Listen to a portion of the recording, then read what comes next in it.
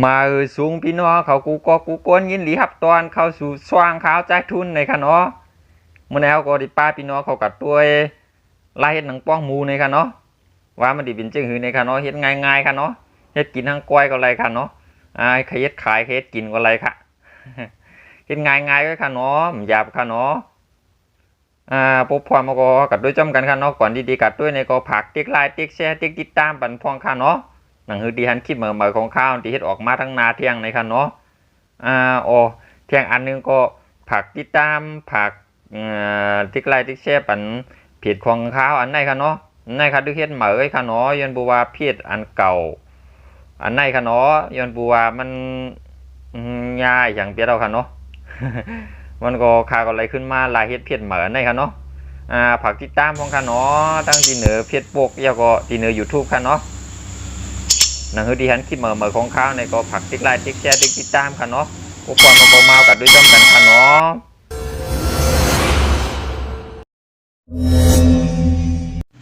อันตั้งสุดในก็เขาก็เอาหนังหมูในค่ะเนาะหนังหมูดีบนเฮ็ดยาวในค่ะเนาะ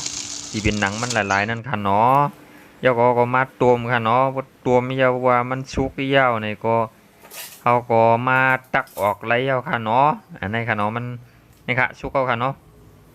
อันนี้เขาดีใส่สีมันเจียมมือตัวมันในค่ะน้อยให้สีมันเขาเนื้อเขาในมันดีในค่ะเนาะ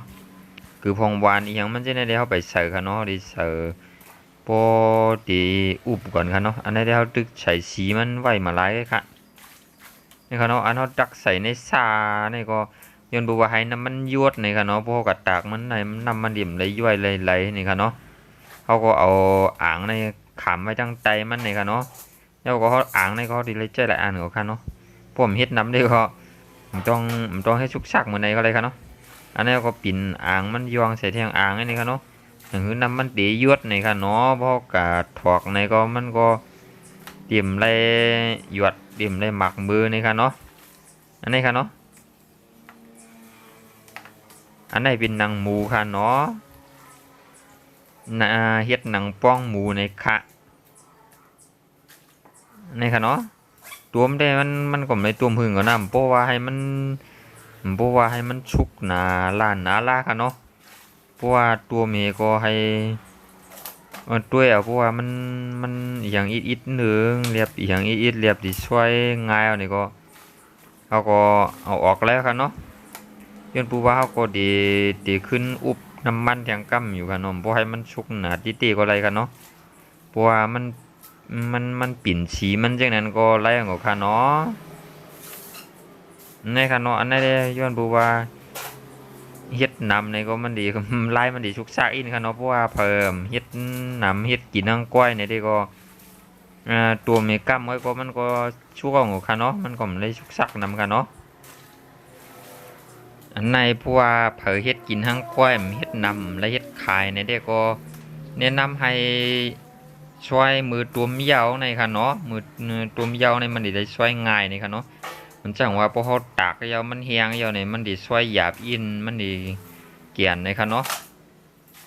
เพราะว่าเขาช่วยเฮก่อนไก่ตากในเพราะว่ามันดิ่มได้ช่วยหยาบขนาดนั้นมันดิ่ง่ายก็กับเพราะว่าเฮ็ดนำในที่ก็มันก็ช่ำหลายเมียวนั่นขนาดนั้นมันก็ช่ำดีเฮ็ดชุกซากให้ในคันนี้นะ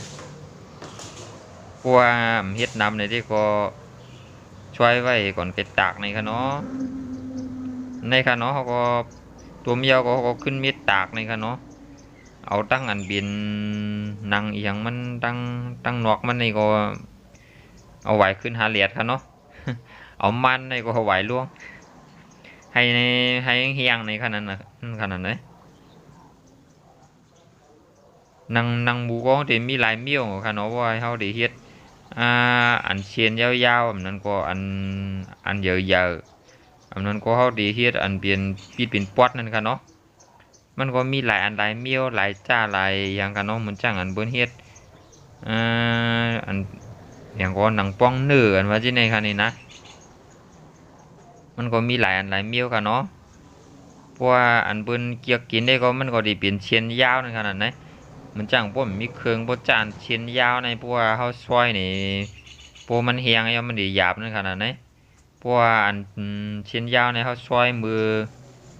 อดึกตัวไม่ยาวในได้ง่ายค่ะเนาะเพราะว่าเฮ็ดกินทั้งก้อยนี่แหละตัวไม่ยาวก็ซอยแล้วก็ใส่กิริยามันก็ดีเข้าดีนี่ค่ะเนาะเพราะว่ามันเฮียงยาวในก็เฮาก็เก็บไล่ค่ะเนาะไว้ข้าวตัง24ชั่วโมงค่ะเนาะหมก24ชั่วโมงในก็ไล่ออกค่ะเนาะ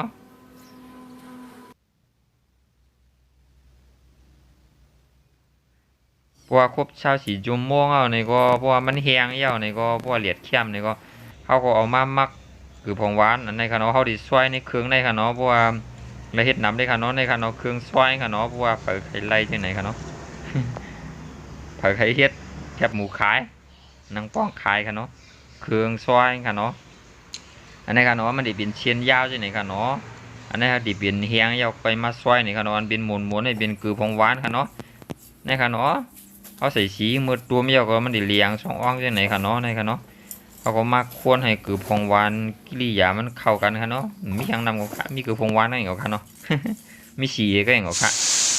อันนี้ค่ะเนาะเขาก็มาอุบค่ะเนาะอุบน้ำมันไว้ค่ะ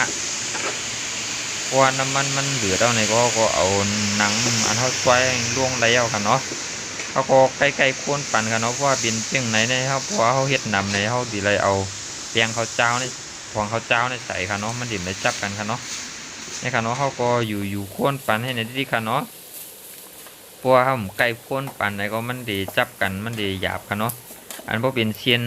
ยาวๆเนี่ยมันดีเฮ็ดหยาบอินค่ะเนาะมันดีเลยใกล้ควรปั่นอินค่ะเนาะนะครับไพ่ก็เขาก็พวกอะไรใส่เฮียงนะเขาบอกว่าพวกใส่เฮียงมันอีกอย่างหนาลาก็สำเนียงป้องนี่ครับมันดีเลยอุบเอากำล้อยๆค่ะเนาะดีเลยใกล้ควรปั่นค่ะเนาะผมใกล้ควรปั่นได้จับกันได้อุบิเจ้าค่ะ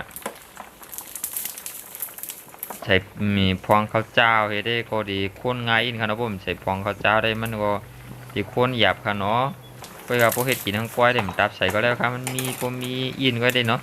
นะครับว่าเสียงมันตบๆเตียบๆก็มันก็ไล่ค่ะเนาะพอเป็นตุ่มเป็นเตียมเขาก็ช่วยเป็นตุ่มเป็นเตียมออกมาในเขาก็ตักออกไล่ค่ะเนาะเขาก็ตักออกใส่ซ่าให้น้ำมันยวดนี่ค่ะเนาะยาวก็สองไก่ถอกไว้นี่ค่ะเนาะเพราะว่าเขาเฮ็ดยาวให้ใน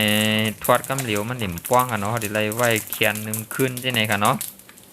ให้มันเค็มได้หนึ่งขึ้นสองขึ้นที่ไหนค่ะเนาะ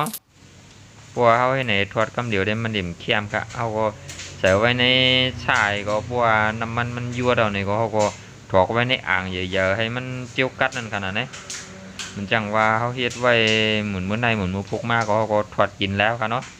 มันจังว่าพวกเฮ็ดกินเนี่ยพวกใครป้องก็กินกำเดียวก็ไรค่ะถอดกินกำเดียวค่ะอันนี้ค่ะเนาะพวกถอดยาวก็ดีไม่ใช่ไหนค่ะเนาะในใส่ทงให้ขายในค่ะเนาะอันนี้ค่ะถอดยาวค่ะในเนาะถอดยาวค่ะอันนี้ได้ก็ใส่ทงเป็นทุกให้ขายกันค่ะเนาะที่เป็นจังไหนคะเนาะในค่ะป้องจังไหนคะเนาะเพราะว่าเพิ่มป้องใจนี่ก็ถามมาไล่เทียงกันเนาะในค่ะมันที่เป็นจังไหนเสียนยาวๆจังไหนคะเนาะหนังป้องเมืองไทยอันวางกายาวนี่นะในค่ะพี่น้องเขาป้องดีบีจ้ะครอบดีบีจ้ะพี่น้องคอยหัวหวานบีจ้ะนี่ค่ะเนาะเรื่องชุดก็ผักติดตามของค่ะเนาะพี่น้องเขาเนาะหมายถึง